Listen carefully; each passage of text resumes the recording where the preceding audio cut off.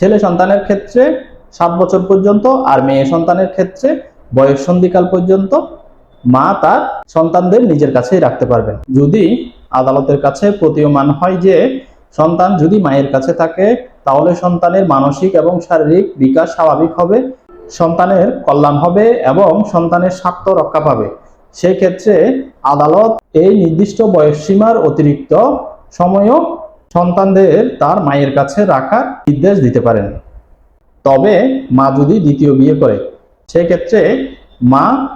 সন্তানদের নিজের হেফাজতে রাখার ক্ষমতা হারাতে পারে এবং ক্ষেত্র বিশেষে আদালত ওই সন্তানকে